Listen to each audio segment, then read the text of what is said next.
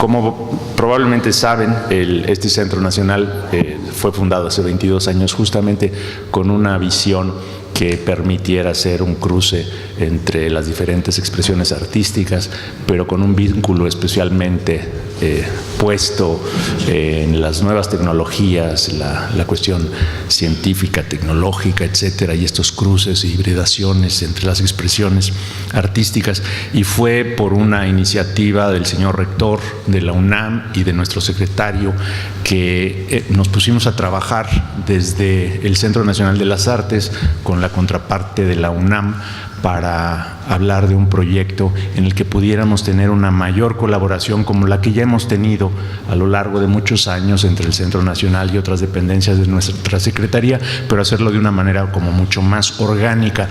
Y han sido, pues creo que meses de trabajo, de ida y vuelta, de reflexión y de propuestas, y una brillante idea que tuvieron nuestros colegas de la UNAM fue hacer estas mesas, estas jornadas, para que especialistas, gente que está ocupándose de esto, pudiera dar sus ideas y trazar, por así decirlo, una especie de hoja de ruta para saber por dónde, que no fuera desde las ideas de un escritorio tal vez en las que se plasmaran las necesidades, sino al contrario, ¿no? Un poco cuáles son las inquietudes y cuáles son las posibles sinergias, que seguramente habrá muchísimas. Estoy muy agradecido por la compañía de la UNAM, por Pepe y todos sus colaboradores. Ya se hizo una primera visita al Instituto de Materiales de la UNAM y la experiencia fue verdaderamente para los creadores pues muy reveladora. Entonces se abren muchísimas vertientes seguramente que ni siquiera hemos imaginado y bueno, pues empezamos estas jornadas el día de hoy. Siguen mañana en la UNAM con otras 4 mesas. Yo agradezco a todos los especialistas y gente interesada que inmediatamente, de manera muy entusiasta, pues se sumó, no solamente en México, sino en otras latitudes, y algunas de las conferencias o charlas o intercambios van a ser vía streaming.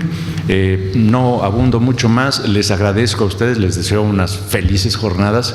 ¿Y quieres hablar, Anel? ¿Y terminas tú? Gracias. ¿Quieres hablar? Pues lo haré. Siempre quiero. Yo nada más quiero mencionar que es un placer para la Coordinación de Difusión Cultural sumarse a un proyecto que no hace otra cosa sino hablar de la obviedad que existe, de la obvia relación y de la vinculación que existe entre el arte y la ciencia. No hay ningún proceso artístico que carezca de un soporte científico tecnológico, no lo hay. Simplemente en cada instrumento musical, y ahora que veía la quinta de Beethoven, que estamos ahora con toda la obra de Beethoven, las 9 sinfonías en la FUNAM, pensaba, bueno, todo lo que hay detrás de un corno francés, o sea, sí está muy complicado, con mucha tecnología pero lo mismo hay en cualquier materia fotográfica, en cualquier escultura, en cualquier proceso teatral, en cualquier proceso, incluyendo la lectura, pues hay una serie de procesos neurológicos, y quienes hemos hecho de esa licuadora fronteras disciplinares hemos sido justamente las universidades las que han tratado de separar disciplinarmente una cosa y ordenarla en cajones distintos. Fuera de eso, fuera de las universidades y de las disciplinas, lo que hay es esto: una licuadora donde siempre están los ingredientes mezclados indivisiblemente. Entonces, nos parece en la coordinación importantísimo colaborar desde el arte, desde esa perspectiva de la cultura, en un aspecto como estas jornadas, para reflexionar en 2 días completos sobre esta indivisibilidad o esta complejidad, solidaridad, lealtad que hay entre ciencia y arte. Eso por una parte. Por otra, me alegra muchísimo colaborar con la Dirección General de Divulgación de la Ciencia, porque además de que son buenos amigos y amigas, siempre es importante recordar que desde la universidad el conocimiento está por pares, y sin duda desde la UNAM al menos siempre vamos de la mano arte, ciencia y cultura. Y por otra, pues encantada de estar aquí en la casa de Ricardo, en el CENARTE, que es un lugar donde Difusión Cultural siempre ha tenido un espacio de cariño, de vínculo, de muchísima colaboración, y esperamos que sigamos así y que sea la primera de muchas colaboraciones. Muchas gracias. Gracias, Anel. Pepe. Muy bien, bueno, pues primero que nada, mil gracias, Ricardo, por la hospitalidad, y mil gracias a todos por estar el día de hoy aquí. Yo soy un amateur de todo esto.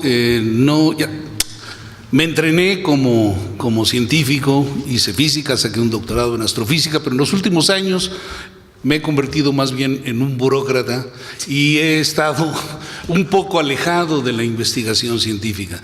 Del arte uno piensa siempre que está muy, muy cerca porque nos toca de muchas maneras, qué sé yo, si a uno le gusta la música, o pintar, o leer poesía, o ir al teatro, etcétera. Se siente uno que está uno cerca del arte. Y de hecho, la creación artística y la creación en ciencia, pues no difieren prácticamente nada. Lo único que tienen son metodologías diferentes para construir cada una de ellas universos. Algunos son universos muy, muy internos y otros son universos que pensamos que son objetivos.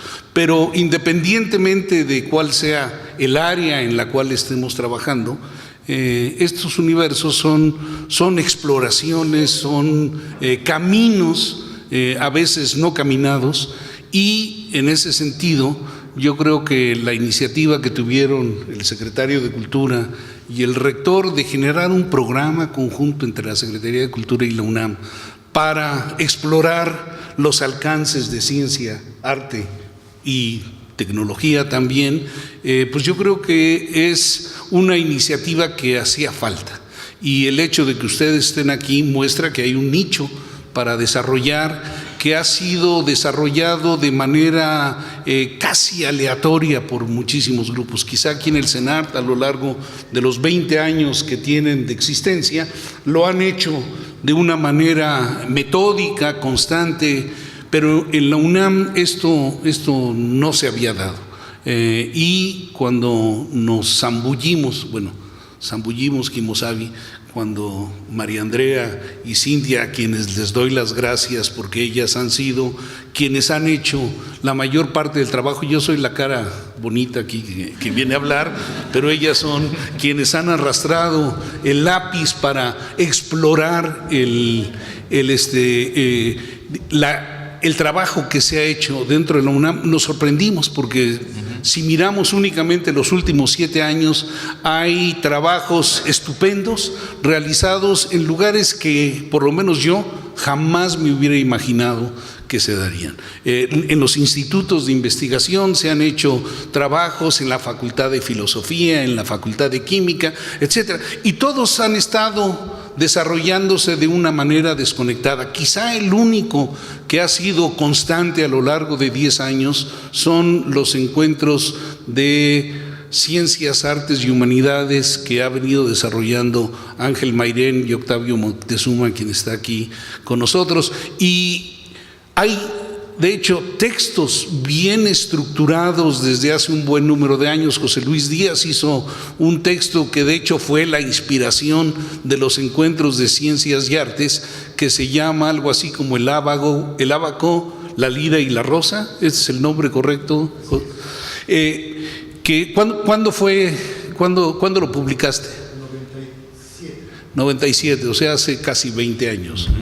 Entonces, pues hay por todos lados un trabajal. Y bueno, qué decir de la Coordinación de Difusión Cultural, que de hecho con Terry Uriarte en años recientes, hace un par de años, decidimos empezar a explorar o quitar los límites de ciencia y arte que pareciera que nos separan, que nos dividen.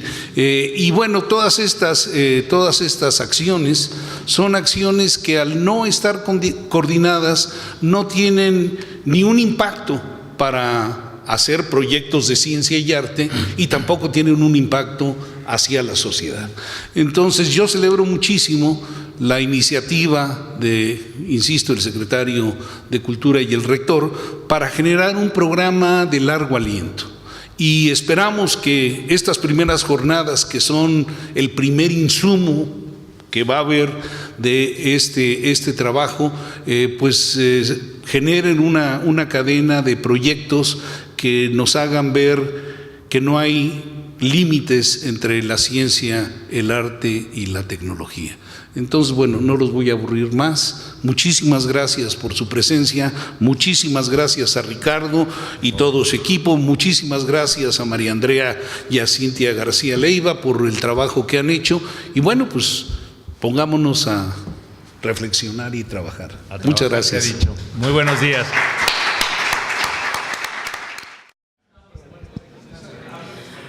Bueno, en unos minutos vamos a dar inicio a nuestra primera mesa.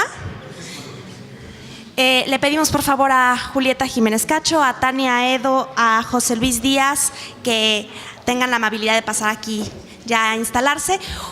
Nuestro moderador va a ser Hugo Solís, a quien le damos las gracias por estar aquí, y tenemos vía streaming a Mario de Vega desde Berlín. Muchas gracias.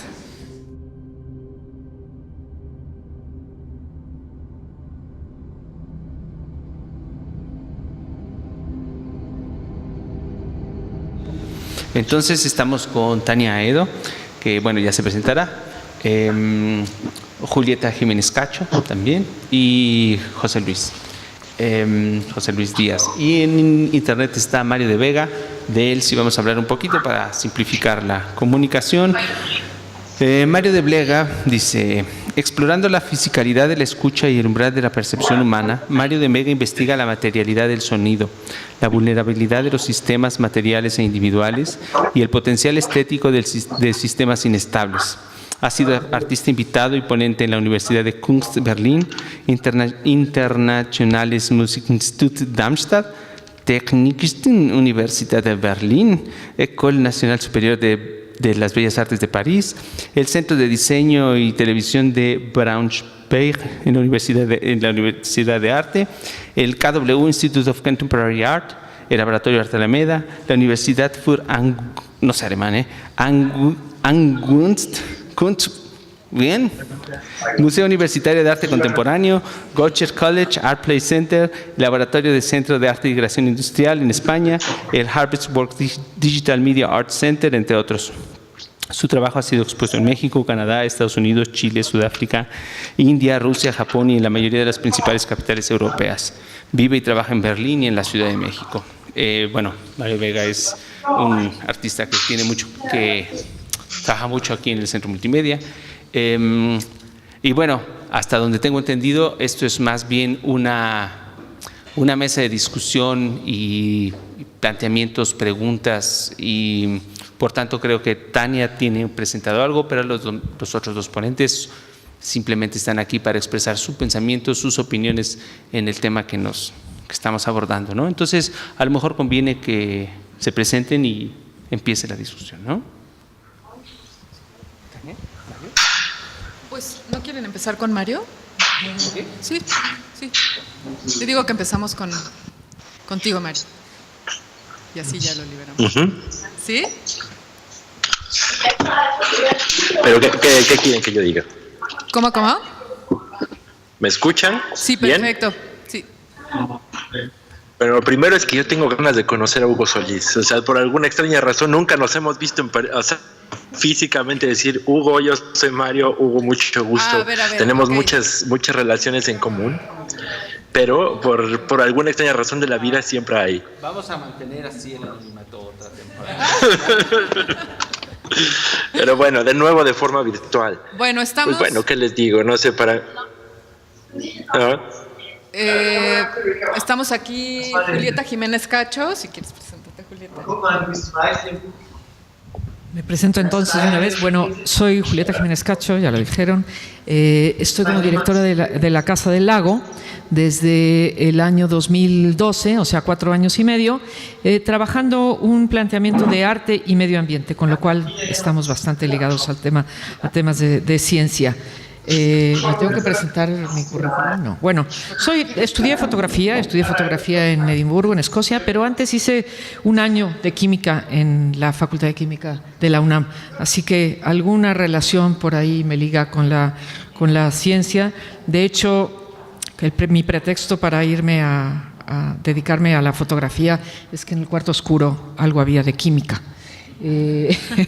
Bueno, pero luego también muchos años estuve trabajando en mercadotecnia en una empresa que se llamaba Alta Resistencia SADCB, dedicada al acero de alta resistencia, que era una empresa que desarrollaba, trajo a México acero de alta resistencia. Y todas las pruebas que se hacían de ese acero se hacían en el Instituto de Ingeniería. Así que, de alguna manera, ha habido por ahí contactos en mi vida con la ciencia, como en realidad Anel lo dijo, todo está ligado con la ciencia. Bueno, pues mucho gusto. Mucho gusto, Jimena. Bueno, muchas gracias por la invitación. Mi nombre es José Luis Díaz, soy médico de formación, neurocientífico de especialidad. Me han interesado cosas muy diversas en la neurociencia, desde el comportamiento animal y humano hasta el efecto de fármacos sobre el sistema nervioso. Y a partir de los años 90, el tema de las bases cerebrales y biológicas de la conciencia, especialmente de la conciencia humana. Esto me ha llevado también a incursionar en algunos temas de la relación con las artes. Hoy día existe la palabrota de neuroestética. Hay neurotodo, hoy día hay neuroeconomía, hay neuroreligión, las bases cerebrales de prácticamente todas las actividades humanas, ¿no? Pero la que nos interesa en esta ocasión, de la que voy a hablar un poquito, es de la neuroestética, las bases cerebrales de la experiencia estética, no solamente de la percepción. Hicimos algunos trabajos científicos sobre las bases cerebrales de la emoción musical, poniendo a nuestros sujetos en resonadores, resonancia magnética funcional, y sometidos a estímulos musicales, ¿no? Para empezar la diferencia entre melodías que son agradables y desagradables y ver qué zonas cerebrales están involucradas en el procesamiento del agrado y del desagrado musical.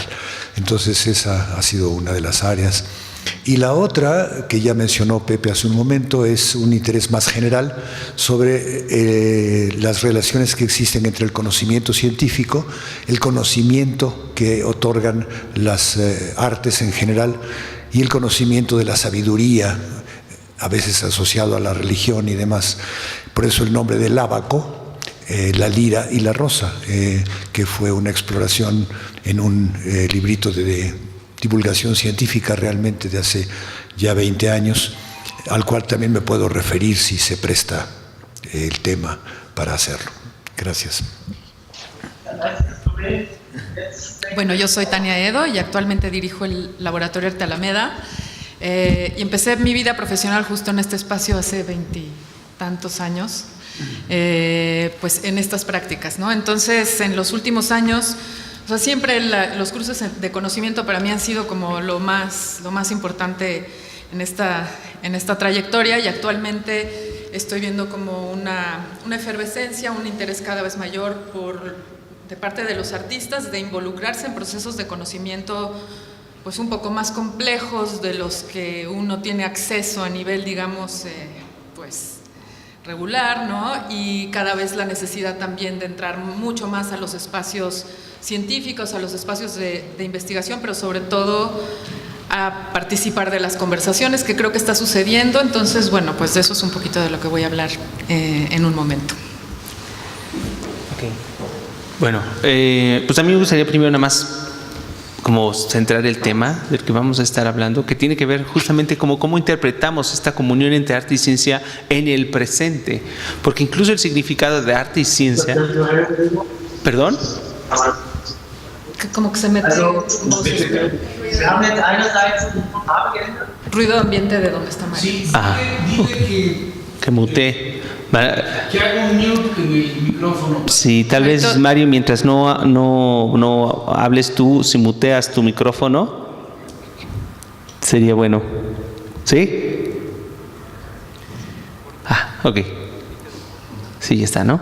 Ok, bueno, entonces, Ese significado entre arte y ciencia ha cambiado a lo largo de toda la historia, ¿no? Entonces, en una mesa en donde nos encontramos con personas que tienen perspectivas tan distintas de haberse aproximado al arte, porque tenemos científicos que se involucran con el arte, pero que, independientemente del conocimiento, valoración y todo, su perspectiva es más científica, ¿no?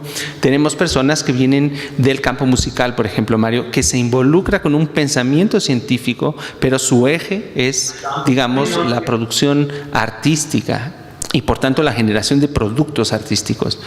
Entonces, en este momento en donde incluso el arte no realiza necesariamente un producto, ¿qué queda o cuál sería qué queda en esa comunión entre arte y ciencia? ¿Cómo sería su aproximación? ¿Cuál es su experiencia? ¿Y cuál sería su visión en cuanto al día de hoy? ¿Qué significa esta dupla arte y ciencia, ¿no?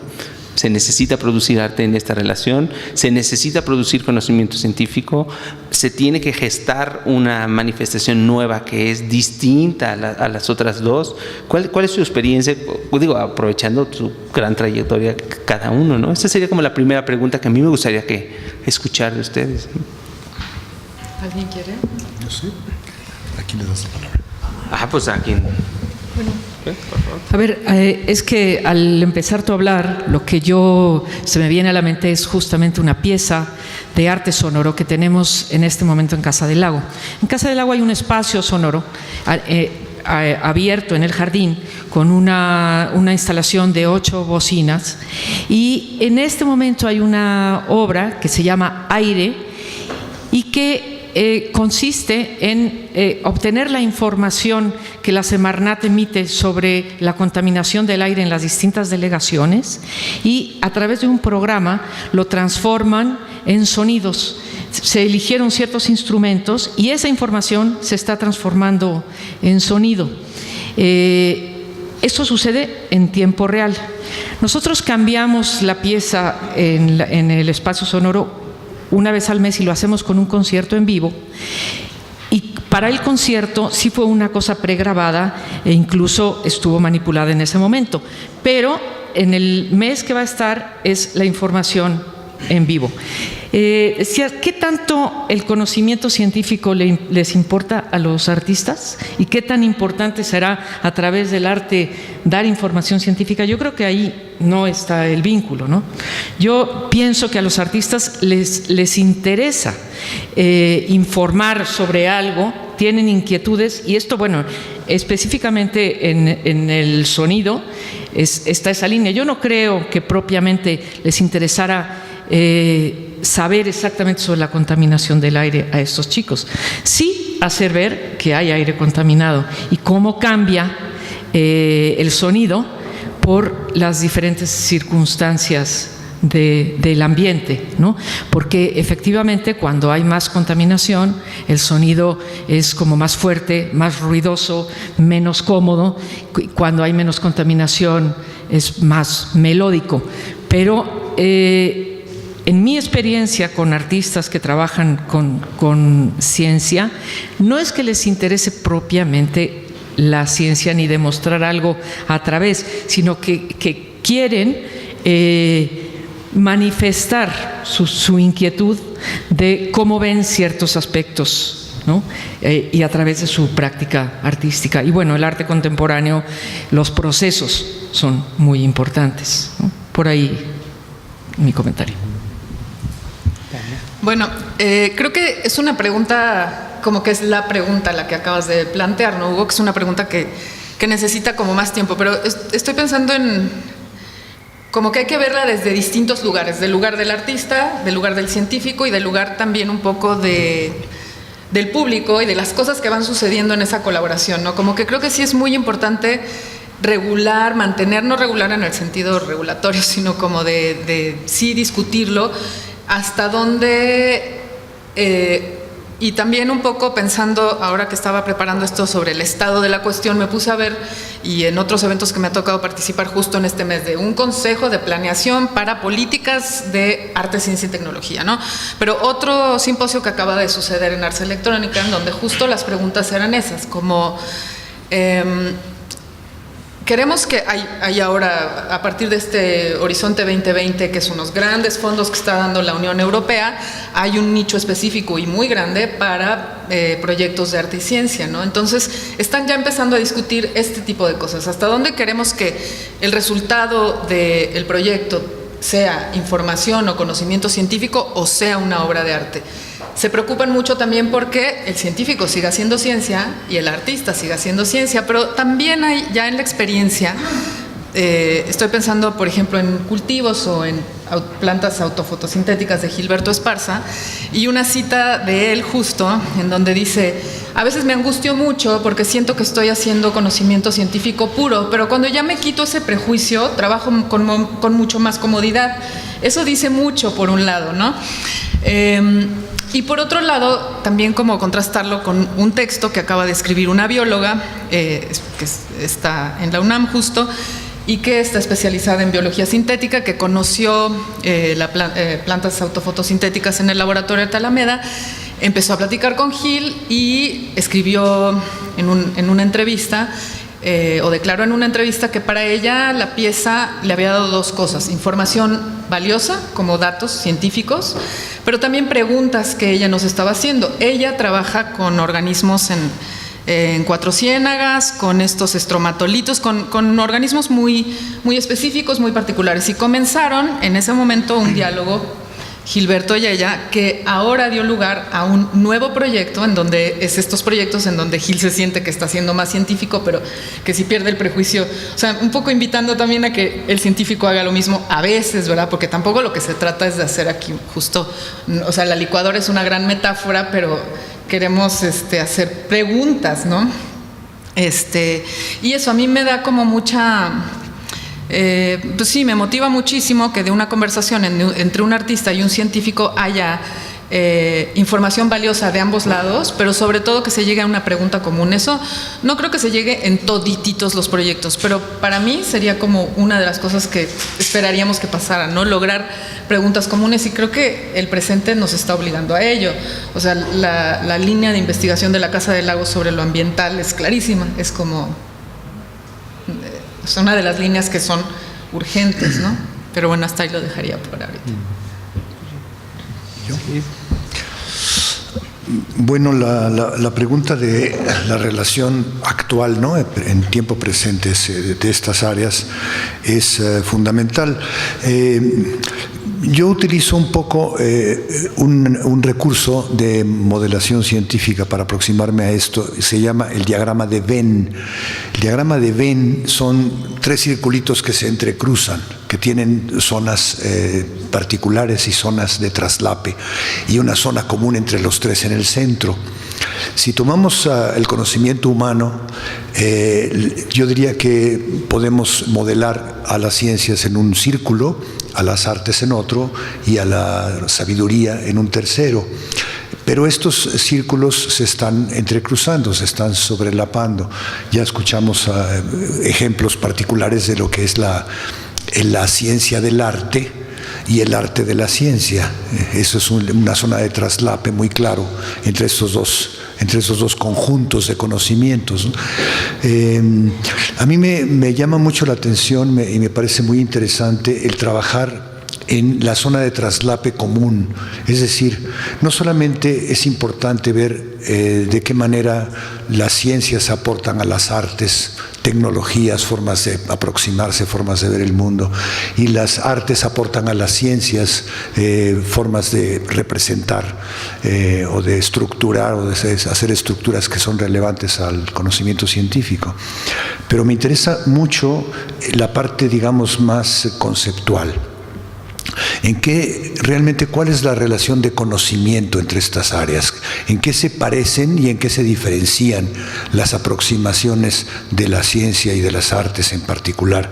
¿Qué tipo de conocimiento se requiere y qué tipo de conocimiento arroja o resulta de la actividad científica y de la actividad artística? Esto es un tema que abordé en este libro que les cuento y que ha seguido interesándome en los últimos años. Y se los resumo porque no sé si dé tiempo después en otras preguntas a hacerlo, de la siguiente manera. La aproximación, digamos, inicial de un artista y un científico no es demasiado diferente en lo que se refiere a tener, por ejemplo, una pregunta que hacerse, es decir, un dilema o un misterio o algo que explorar. En los dos existe un objetivo. Y también la manera en cómo se aproximan a ese objetivo, hay ciertas similitudes muy interesantes. El científico se plantea hipótesis, ya tiene configurada una pregunta, un dilema, una cuestión que quiere explorar, y se da una respuesta inicial acerca de cuál es la respuesta posible a esto. Y gracias a esta pregunta que se llama hipótesis científica, el explorador realiza experimentos para probar si esa hipótesis es correcta o no es correcta. Y el artista, aunque no procede, digamos, superficialmente con este recurso cognoscitivo, lo hace en la realidad, lo hace por ensayo y error, lo hace utilizando sus materias, sus materiales. Hay material y métodos pues también en las artes, como lo hay en los trabajos científicos.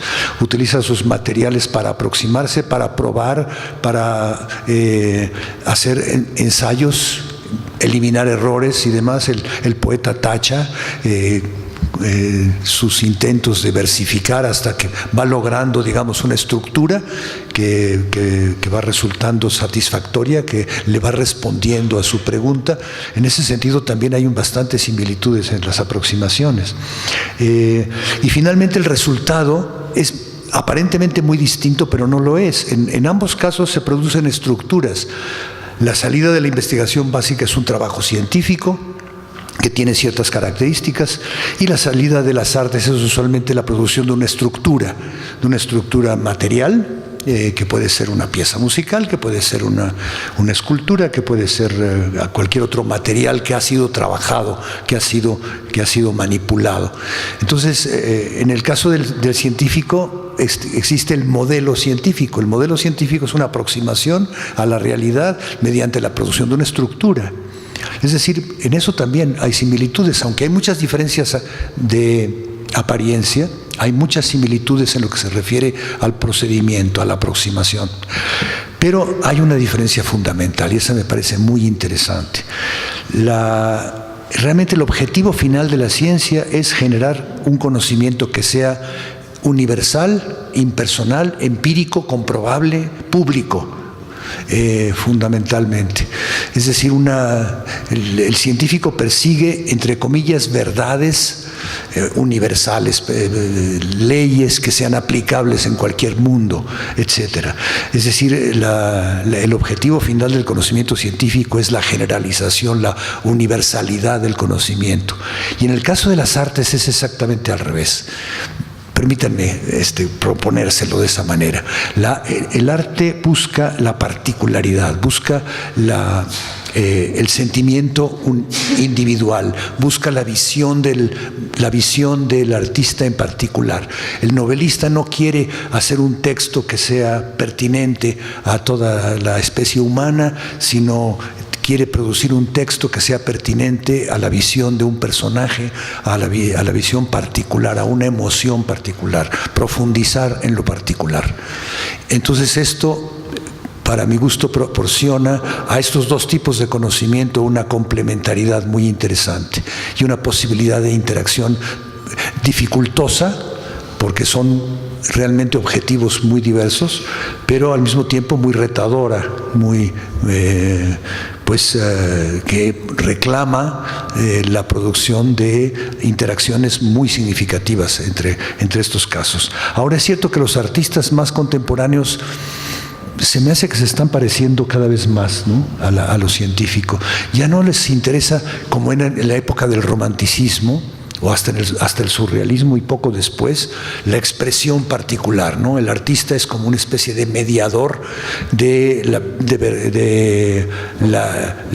la visión particular, ¿no? Usa su imaginación, usa su emoción para expresar lo propio, sino que ahora en su aproximación hacia la ciencia se están convirtiendo en más científicos, están buscando estructuras que sean más neutras en ese sentido, más universales en el otro y demás. O sea, estamos presenciando una revolución en el conocimiento, no solamente en el conocimiento de las artes, sino también el de la ciencia y demás. Bueno, yo creo que por ahora es suficiente con esto, después podemos seguir platicando sobre el asunto. No sé si Mario, ¿quisieras decir algo? Ya se nos congeló.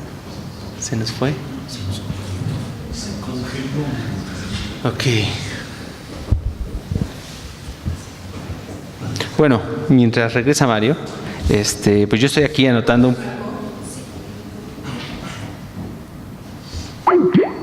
Bueno, mientras regrese, yo estoy aquí anotando un poquito de lo que le mencionan y demás, y pues sí quiero aprovechar un poquito, aprovechar un poquito que la historia con José Luis es muy antigua, por lo menos a nivel personal, de una manera muy casual, y entonces, anecdóticamente, yo diría que a mí me tocó ver la ciencia de una manera muy artesanal, es decir, el laboratorio del científico y el laboratorio del artista, ¿cómo son en realidad? En la fantasía urbana, en la fantasía cotidiana, el artista está trabajando en la inspiración, mientras que el científico está trabajando con una observación muy metodológica.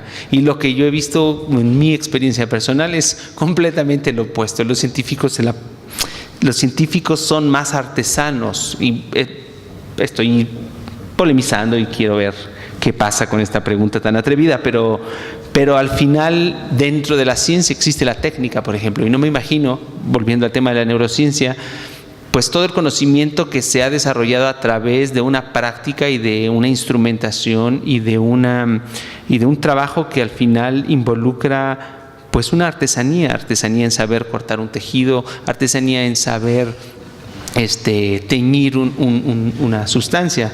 Entonces, esa línea tan clara que están marcando ustedes, viniendo unos de la ciencia y viniendo otros del arte, ¿qué le está pasando a esa línea? ¿Hacia dónde va esa línea? Tú, José Luis, lo mencionaste ahorita, los artistas se están volviendo cada vez más científicos, es decir, ese concepto, como estaba diciendo, del artista romántico, creo que ya nadie la está soportando o validando tan sencillamente. Los equipos de trabajo, es decir, Gil, para tomarlo como ejemplo, Gil es un personaje que obtuvo una poética impresionante a través de un trabajo en equipo y a través de involucrarse con los científicos y a través de ver las metodologías de los científicos, pero también a través de la artesanía de ir gestando sus propios materiales y sus propios instrumentos, o bueno, su manifestación. Entonces, ¿hacia dónde va esto? Y otra pregunta también es, José Luis mencionaba que la salida del arte, y lo mencionaste, una pintura, una escultura, una música, pero yo quisiera también que abordar eso, porque ¿qué está pasando con todas las artes que no tienen esa salida? ¿Qué está pasando? Por ejemplo, el Laboratorio de Alameda está, hasta donde tengo entendido, preocupado por hacer presente todas estas artes cuyas manifestación es el proceso.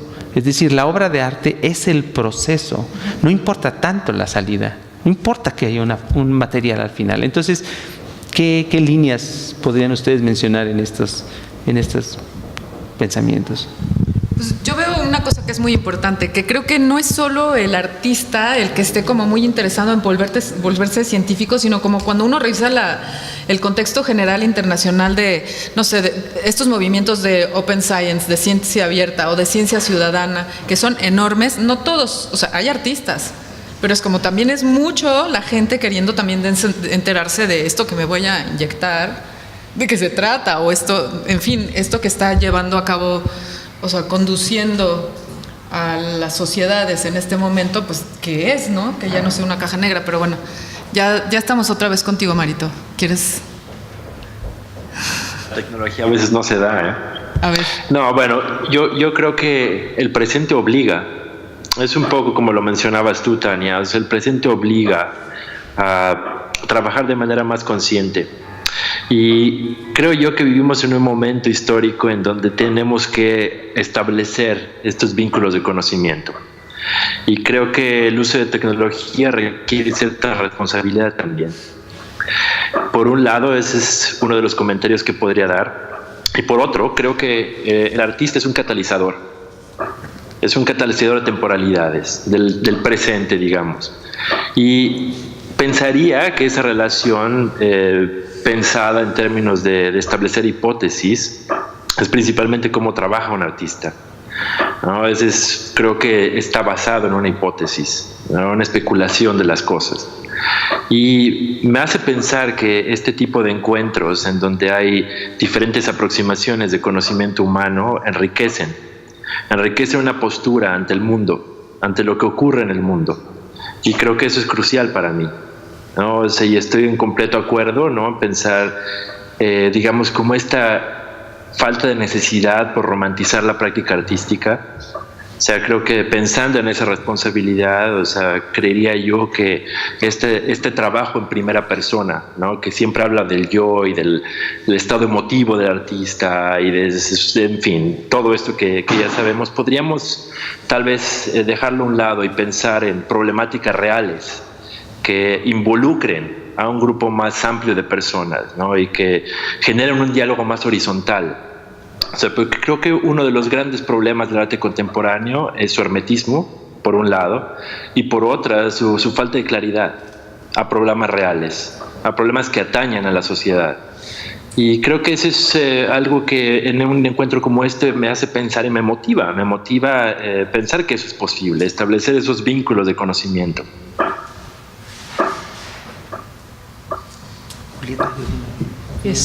Bueno, me pareció muy interesante lo que dijo José Luis respecto al científico que busca verdades y el artista lo que realmente busca es preguntas, busca provocar, cuestionar.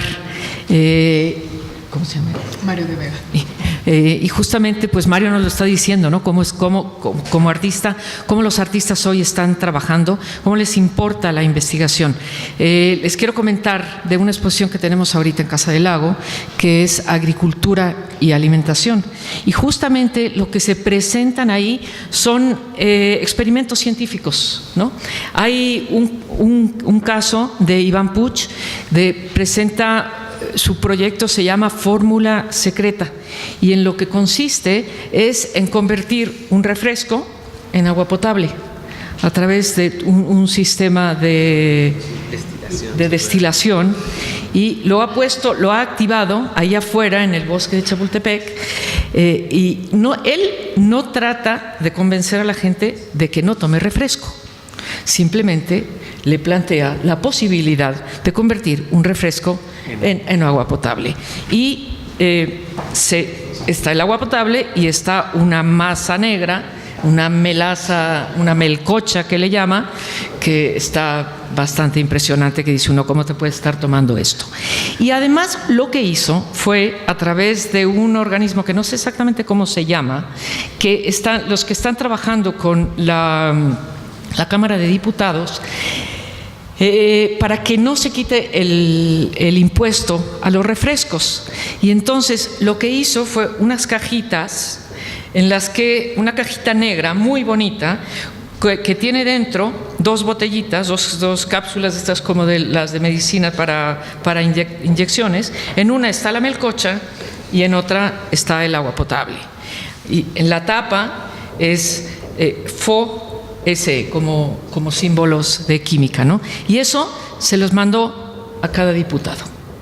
Entonces, ahí hay una acción de un artista, es una pieza realmente muy bonita, en donde utilizó la ciencia y además está haciendo una acción consciente para provocar algo, y aquí sí con una intención muy específica, que los diputados reaccionen a no eliminar el impuesto en los refrescos. Bueno, en otro momento platico de otra de las piezas que hay en esta exposición. Bueno, no sé. Lo que dice Jimena. Adelante, por favor. ¿Sería posible aportar algo a lo que dice Jimena? Sí. Claro. Yo creo que lo que abordas, Jimena, es realmente crucial en mi forma de ver, ¿no? O sea, creo que vivimos en un momento de una crisis biopolítica, o sea, que atañe a todos. O sea, no hay forma de que un individuo que habite esta tierra salga no afectado de eso, ¿no? Y los temas que estás abordando realmente creo que son pertinentes, ¿no? Y creo que hay una parte que me hace reflexionar sobre una posición del artista. O sea, yo creo que no requerimos digamos, un comentario moral, ¿no? No es decir, el tomar refresco, los niños no tienen que tomar refresco, o las personas no tienen que tomar refresco, pero cuando haces un comentario lo suficientemente claro, la respuesta que tú tienes como visitante o como lector es directa. No te están diciendo no lo hagas, pero evidentemente hay cierto contenido que te hace reflexionar por qué no es bueno hacerlo. Y ese tipo de aproximación creo que es necesario. O sea, es necesario darle conocimiento a la gente.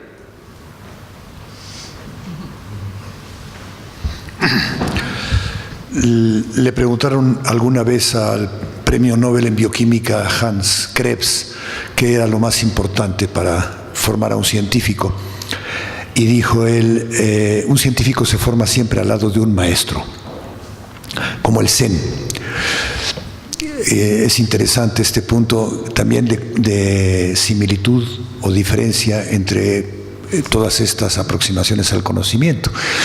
Yo diría que los artistas que yo conozco siempre valoran mucho con quién se formaron. O sea, hay una figura paternal o maternal que fue crucial en su desarrollo. Ahí aprendieron la artesanía, aprendieron cuánto echar de una cosa o de la otra. En la ciencia y en las artes el maestro es algo muy importante. Traigo a colación esto no solamente porque es interesante como otro punto más de contacto entre estas esferas del conocimiento, sino porque el maestro de mi maestro fue el padre de la neurociencia. Digo, estoy muy orgulloso, no es mi santo patrono, es una figura ideal, hierática, ¿no? Nunca vamos a alcanzar los niveles de estos grandes como Santiago Ramón y Cajal, que fue la persona de la que estoy hablando. Este hombre es el padre de la neurociencia moderna. Él descubrió la sinapsis, descubrió que las neuronas son células individuales y que no forman una red como se pensaba hasta el siglo XIX, sino que son células individuales que se conectan mediante puntos de contacto que se llaman sinapsis. Él no le puso el nombre de sinapsis, se lo puso otro investigador, pero él descubrió el hecho. Ahora, lo interesante es cómo lo descubrió. Resulta que Cajal tenía vocación de ser pintor, no quería ser científico. Él nació en una aldea perdida de Aragón, en España, en Petilla, y quería ser pintor. Y el padre no lo dejó. El padre era un médico rural, rígido del siglo XIX, que le dijo, tú vas a ser médico y buenas tardes, ¿no? Entonces él estudió medicina, obligado por el padre y demás, pero se aficionó a la fotografía y aprendió la artesanía fotográfica con los fotógrafos ambulantes de una ciudad española llamada Huesca. Y ahí aprendió, como tenía mucho talento en muchos sentidos, desarrolló sus propias técnicas fotográficas. Y la genialidad de Cajal, o una de ellas, que tiene muchas, es un personaje del calibre de Einstein o de Darwin, demostrablemente. Una de sus genialidades fue aplicar los métodos de fijación y de revelado de la fotografía al sistema nervioso. Y de esa manera pintó las neuronas y de esa manera logró reconocer que estas eran células individuales. Es decir, hablando de arte y ciencia, Cajal es el pintor de las neuronas. O sea, es el hombre que inventó la manera de teñir las células de tal forma que pudiera ser el descubrimiento científico más importante de la neurociencia hasta el momento actual, que es que el cerebro está formado por neuronas individuales. Entonces, si el arte y la ciencia se aprenden con maestros, qué bueno que tengamos a gentes como Santiago Ramón y Cajal. Bueno, creo que la historia es muy bella, evidentemente, y creo que además la historia nos hace referencia a muchos de los, es decir, otra vez, tomando con criterio los comentarios que estoy haciendo, o sea, quiero tener cuidado ante la comunidad científica, pero muchos Constantemente uno se encuentra que muchos descubrimientos científicos se han dado de ese tipo de maneras, ¿no? Pues el personaje que descubrió el grafeno a través de un Durex, es decir, o el premio Nobel de Química que descubrió a través de puras azares, ¿no? Entonces, no podemos descartar la intuición en el proceso científico, entendiendo la intuición como un agregado de conocimientos que no están formalizados, pero que esta persona tiene justamente la capacidad de evocarlos y unirlos de una manera en la cual se produce un nuevo conocimiento. ¿Qué pasa con el arte de esa manera, ¿no? Esa es como la primera pregunta que estaría yo haciendo. Y en relación a la instalación que está ahorita en Casa del Lago y a todas estas preocupaciones, ¿no? Porque, ¿qué está pasando? Y también en el tema de los diagramas, del diagrama que mencionas, ¿qué está pasando con, por ejemplo, con la tecnología? En este momento no estamos hablando de la tecnología como en otros encuentros en donde sí es arte, ciencia y tecnología, ¿no? ¿Por qué se decide que en este sea arte y ciencia y no arte, ciencia y tecnología? Si, por ejemplo, para mí, volviendo al tema de los diagramas, pues más bien la tecnología, el arte y la ciencia en su conjunto son los que son un agregado de la sabiduría, ¿no? Entonces, y también, nada más son como las ideas que me han ido surgiendo a mí, evidentemente ahorita vamos a abrir a preguntas y todo lo demás, es ¿qué está pasando como sociedad si nosotros perdemos, por ejemplo, como decía, evidentemente la religión era el centro del arte y de la ciencia en algún momento, ¿no? ¿Qué está pasando ahorita? ¿Quién es el centro en este nuevo diálogo? No es la preocupación social, a mi juicio. No lo creo, desafortunadamente, como sociedad en su conjunto, ¿no? Es decir, tenemos evidencias de la semana pasada. Es ¿qué está en el centro? Que está detonando que el arte se esté moviendo hacia ese camino, que la ciencia también se esté... ¿Qué está haciendo ahorita la ciencia?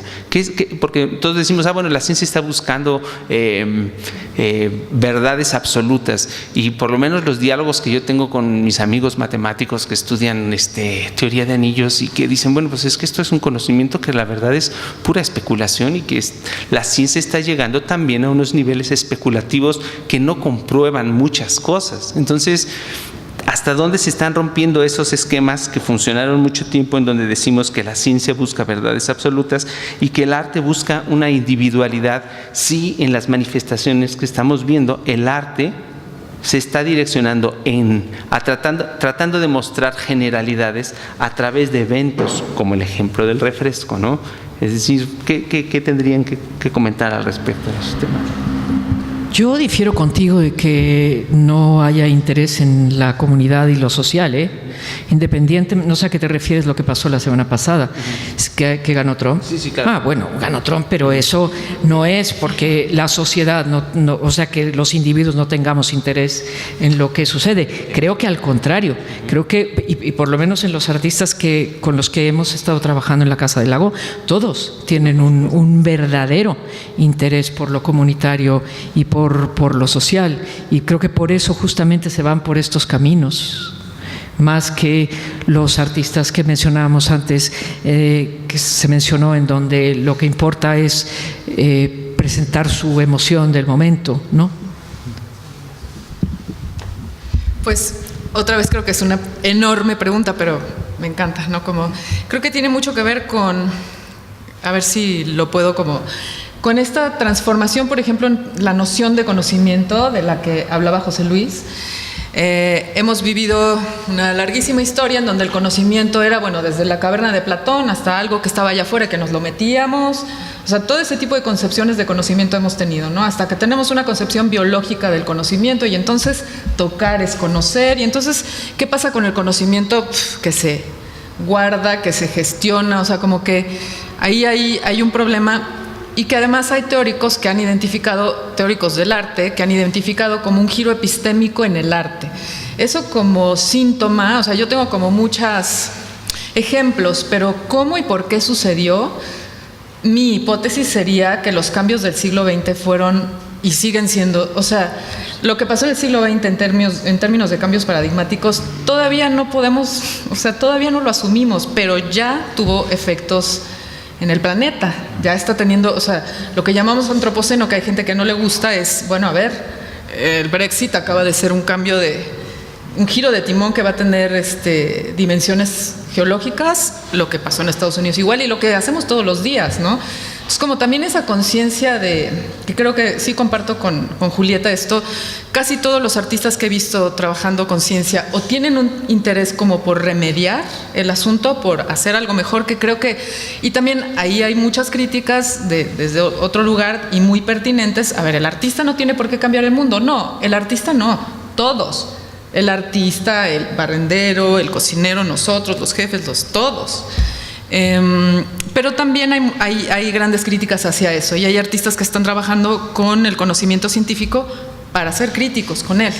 Y eso es otro tema que va a ser importante y que va a ser el que va a causar las fricciones en y que además creo que eso otra vez elemento de inconmensurabilidad entre la ciencia y el arte puede ser muy rico, puede ser puede ser como el embudo o puede ser el choque donde una conversación termina, pero también puede ser un momento muy productivo, ¿no? Cuando tú ves un científico y un artista discutir, bueno, lo hemos visto. O sea, el artista también es alguien que está lleno de hipótesis y que además las lanzan una tras otras y ¿sabes? Como que este conocernos creo que va a ser muy importante.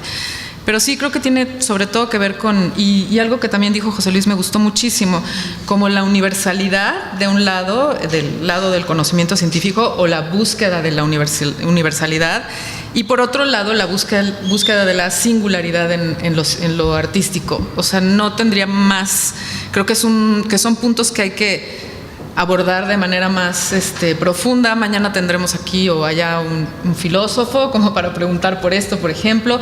Creo que las interacciones con la filosofía van a ser o están siendo súper productivas, cosas que están pasando como en los ambientes teóricos así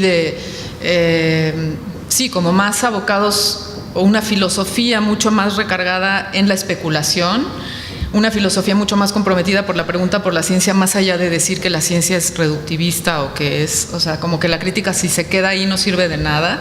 Es como filósofos también muy jóvenes y esta generación también, ¿no? Creo que hay una generación que está como en un momento mucho más formada científicamente. No sé si lo percibes, como tutores del FONCA creo que lo vemos, o sea, vienen los chavos como con mucho más conocimiento de lo que está sucediendo, ¿no? No sé. Quisiera decir algo yo. O sea, creo que es muy difícil evadir, digamos, un comentario social en el contexto del arte contemporáneo. Y creo que no es pertinente no enunciar eso. O sea, hay una palabra que a mí en lo personal me perturba, pero al final me encanta, que refiere obviamente a esto que dice Tania. O sea, de lo que hablamos es la presencia del hombre en este planeta.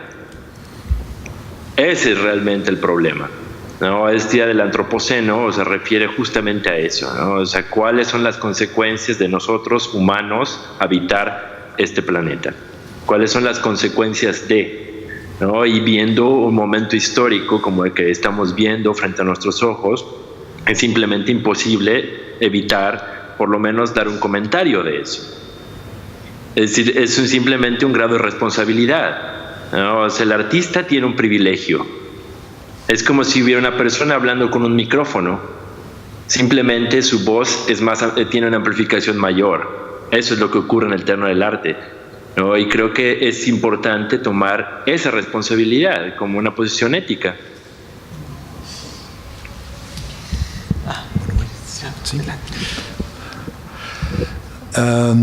Bueno, la pregunta es muy provocadora de reflexión. O sea, nos está preguntando Hugo cuál sería el atractor, para usar una palabra científica, de la teoría de la complejidad, de teoría del caos. ¿Cuál sería el atractor, el punto magnético que está guiando, digamos, el movimiento artístico, científico de la época moderna? O sea, es una pregunta demasiado fuerte. Yo me atrevo a proponerles una respuesta probablemente muy parcial y demás, pero que digo simplemente para pensar en conjunto. Yo diría que estamos viviendo lo que yo llamaría un giro epistémico. Es decir, donde ya el objetivo no es espiritual como lo fue durante una época muy larga, donde ya no es la manifestación de la interioridad o de la emoción personal como fue durante todo el siglo XIX, parte del XX. Ahora, el giro epistémico, yo diría que el atractor es el conocimiento en forma general, o sea, se busca conocimiento. El artista lo hace de su manera, el científico de la suya, el filósofo, etcétera, buscan conocimiento. Es decir, este giro epistémico de la sociedad contemporánea es lo que vería yo como el atractor principal. El otro al que han hecho mis compañeros mucho énfasis y tienen mucha razón es el giro social, pero yo diría que el giro social está subordinado al epistémico. O sea, necesitamos tener conocimientos auténticos de lo que pasa, convencer a los otros o a llamarles la atención hacia ese tipo de visión para en conjunto poder cambiar la sociedad o para poder cambiar el rumbo de las cosas. Entonces el conocimiento es como fundamental. Y el giro epistémico yo diría que tiene además una manifestación muy clara en una gran interdisciplina que se está dando en las ciencias y que abarca ya algunas de las artes, y es la ciencia llamada cognitiva. La ciencia cognitiva es una aproximación al conocimiento desde un punto de vista empírico, práctico y filosófico, ¿no? Y la ciencia cognitiva ya abarca buena parte de las ciencias y de las artes y demás, ¿no? ¿Qué es finalmente esto? Bueno, pues es un intento por establecer las bases de este tipo de qué es el conocimiento desde todos puntos de vista. Yo uso un esquemita que me parece interesante y que es perfectamente aplicable a las artes y a las ciencias, ¿no? Una especie de triángulo en donde ya no hay sujeto y objeto como en la teoría del conocimiento clásica, donde hay cosas objetivas y una mente subjetiva, y la teoría del conocimiento dice que en el momento en que yo capto este objeto y lo represento como si fuera una foto, mientras más fiel es esa fotografía, más verdadero es el conocimiento que yo tenga. Esto es una visión que campeó durante todo el empirismo de la ciencia y demás, ¿no? Y que curiosamente también permeó a las artes. El arte realista del siglo XIX, el hecho de poder pintar las cosas tal y como las vemos, es hija de esa filosofía de la ciencia y de las artes, la filosofía del realismo, digamos, ¿no? Bueno, pues eso se rompió en las artes antes que en las ciencias, curiosamente, con el cubismo del inicio del siglo XIX, etcétera, del siglo XX. Bien, entonces, ¿qué es lo que nos llama la atención ahora? Esta idea, entonces, de el conocimiento tiene tres polos, y son polos que están intersectados todo el tiempo. Uno es que sí existen objetos reales. Yo sigo siendo realista. Creo que los científicos, Pepe, necesitamos ser realistas. O sea, necesitamos apostar a que sí existe un mundo allá afuera, ¿no? O sea, las cosas existen, ¿no? Existe el objeto, vamos a ponerle, sí, ¿no? Objeto con O mayúscula, ¿no? Pero también existe, no el sujeto como se concebía entonces, pero existe una mente que se aproxima al objeto y lo representa. Entonces existe una representación mental. No es la representación fotográfica del objeto, es una simulación, de hecho, que hace el sistema nervioso, la mente, cerebro, hace una simulación de esos objetos allá afuera. Pero eso no se queda así, sino que una vez que está hecha la representación, lo que quiere el sujeto es aproximarse al objeto de una manera mucho más concreta. Y entonces hace un objeto, una estructura para aproximarse a él. En la ciencia son los modelos científicos, en las artes son las estructuras o los procesos para conseguirlas y demás. Entonces se vuelve objeto, representación y símil, le llamaría yo, un símil objetivo que después se compara o se contrarresta contra el objeto inicial. Estas tres funciones cognoscitivas, o estos tres elementos del conocimiento, están densamente interconectados entre sí. Y esa interconexión hace que surja el conocimiento como una interacción entre ellos. Y curiosamente, ese conocimiento, que yo le llamo de episteme, no está en la cabeza. Bueno, no nada más está en la cabeza. Claro que la cabeza, soy neurobiólogo, por Dios, ahí está el cerebro, ahí están las neuronas y las neuronas representan cosas y demás. Pero es que no tendría ningún sentido que existiera esa representación si no hubiera el efecto que tiene sobre el mundo real, el mundo objetivo. Entonces, en este movimiento de estas tres esferas se da la episteme, y el conocimiento entonces no está nada más en la cabeza, está en la interacción que tiene el sujeto perceptualmente con el mundo y motoramente con el mundo, a través de su comportamiento. Entonces, bueno, este esquemita a mí me es útil, creo que las artes es aplicable, y yo diría entonces que el giro o el atractor del que está preguntando Hugo, les propongo a ustedes que lo consideren, es un giro epistémico cognoscitivo. Bueno, no, pues qué agradable, interesante respuesta. Me comenta que ya se nos está acabando el tiempo, entonces a mí me encantaría seguirnos aquí todo el día, pero creo que hay muchas otras mesas también interesantes, entonces creo que podemos abrir un par de preguntas. Sí. ¿Qué hacemos con el micrófono? Acá hay un micrófono.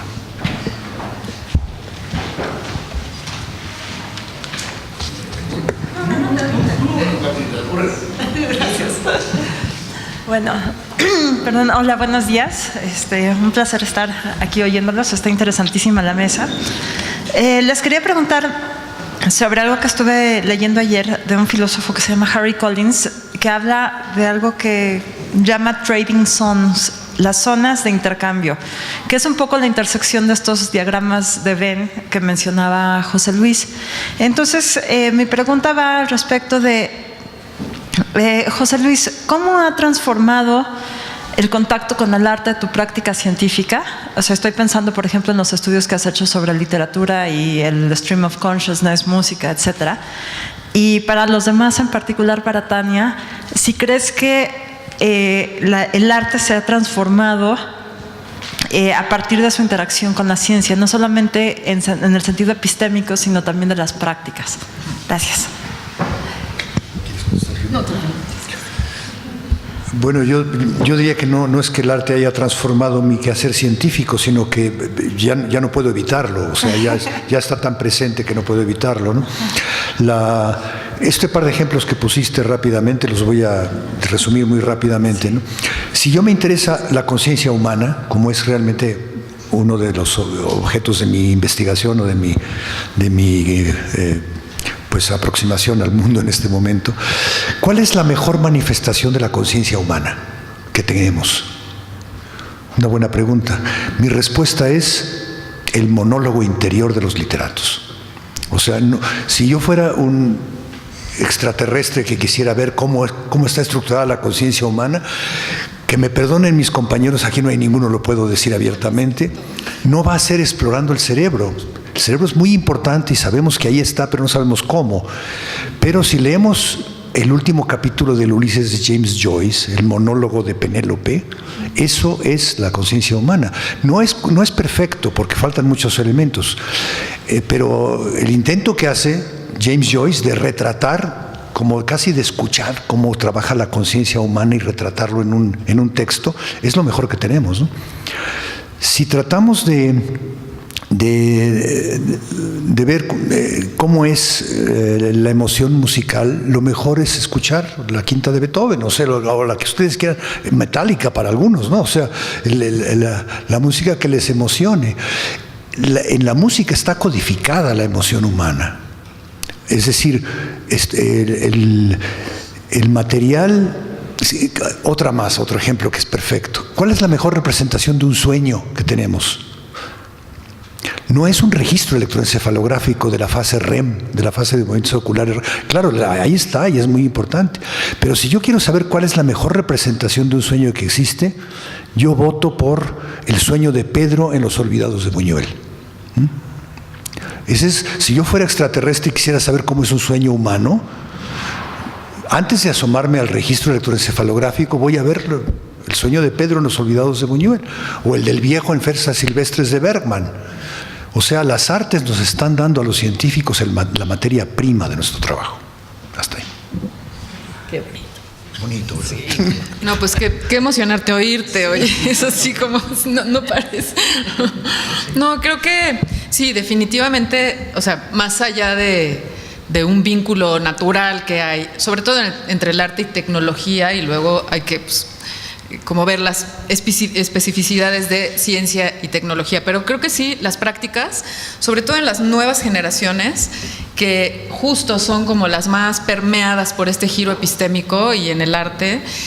Primero, a lo mejor hace unos años como que buscaban los espacios, en fin, pero ahora que ya se están generando sus propias plataformas, no sé, estoy pensando en proyectos como lo que hacen Interspecifics, Leslie García y Paloma López, ¿no?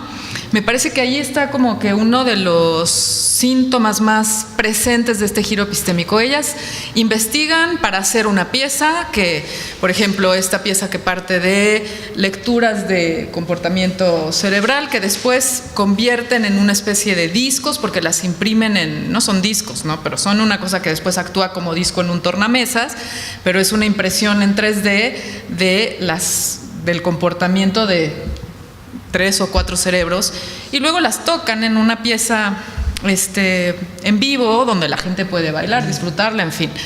Pero lo más importante de esa y de otras piezas es que antes o después o en cualquier punto de su proceso, siempre un momento que es fundamental es compartir ese conocimiento. Y me parece que es como algo que antes, o sea, lo veía, el artista descubría una forma de proceder, incluso un efecto, una manera de operar, una manera de obtener algún resultado, y lo guardaba muy celosamente. Y esto tiene que ver también con el conocimiento científico y también con toda la efervescencia que hay de pedir que el conocimiento sea público, sea abierto, en fin, eso es también una discusión que viene y que va a ser importantísima, ¿no? Pero eso, la parte de compartir siempre dentro de cualquier proyecto, en ese caso y en el caso de muchísimos artistas, sobre todo los más jóvenes y los que están trabajando un poco como en esta línea maker o hacedores o de hágalo usted mismo, como están en el asunto de descubrí esto y al otro día o están planeando un taller de cómo transmitir ese conocimiento, de cómo generar el slime mold, una cosa como muy particular y muy difícil de llegar a ella en un laboratorio, cómo hacerlo de manera casera y compartirlo, ¿no? Ese compartir me parece que es como de los síntomas más interesantes también de la transformación de estas prácticas, ¿no? O el trabajo de laboratorio, ¿no? Eso, o sea, para nosotros en mucho tiempo fue una metáfora durante mucho tiempo, y ahora cada vez los artistas conocen más el laboratorio científico y se dejan inspirar mucho como por esa manera de operar dentro de los laboratorios, ¿no? Eso. Quisiera yo comentar que, Interspecifics son las chicas que tienen ahorita la pieza de arte sonoro de la que comenté. Y bueno, me parece importantísimo lo que está diciendo Tania, porque justamente sí se nota que los artistas hoy quieren compartir. Y los textos curatoriales, por ejemplo, contra los que yo he trabajado, para que no sean tan herméticos, creo que ahora ya se está dando esa posibilidad y ese interés también por parte de los artistas de ofrecer el conocimiento, de acercarse más, y también de los curadores, porque muchas veces leas unos textos que es imposibles, ¿no? Imposibles.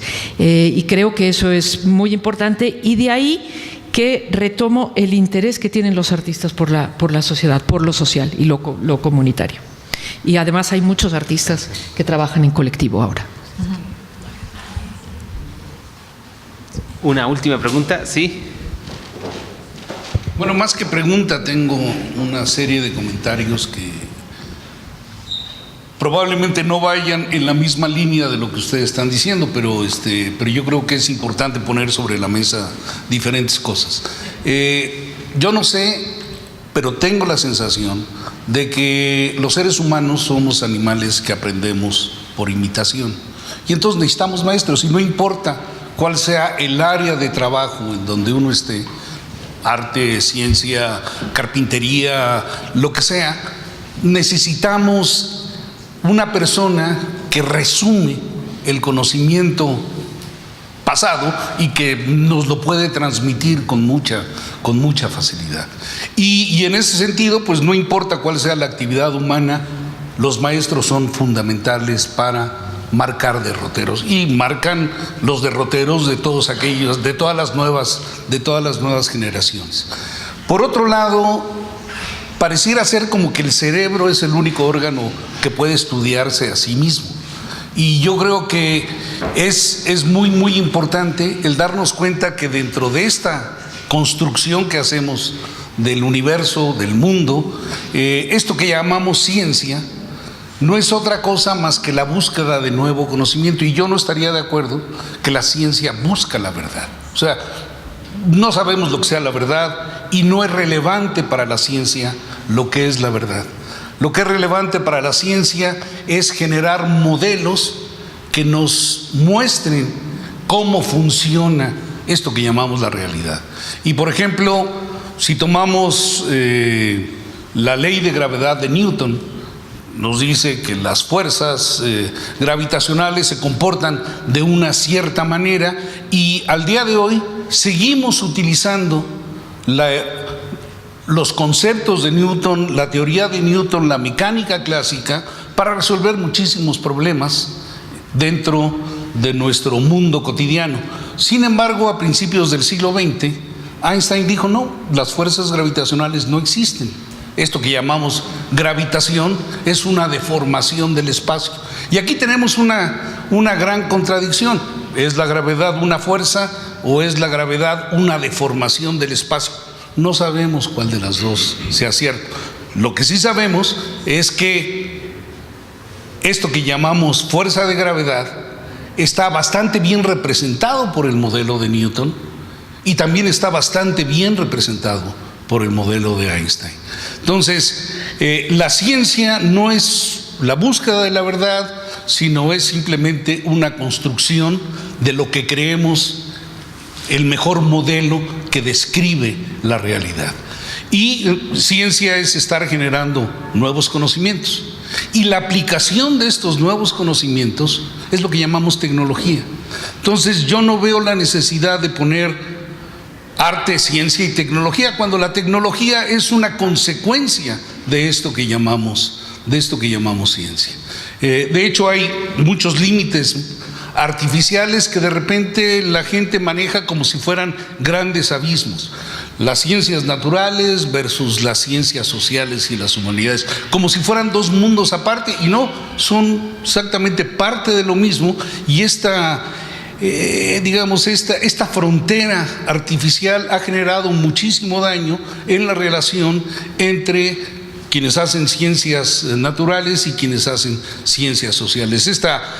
No ha habido puentes después de este planteamiento que nos permitan acercar con una visión integradora estas dos áreas de la ciencia. Y lo mismo sucede, yo creo, con el arte. Entonces, yo creo que parte del ejercicio que debemos estar haciendo aquí es ver de qué manera podemos integrar el conocimiento que viene del arte con el conocimiento que viene de la ciencia.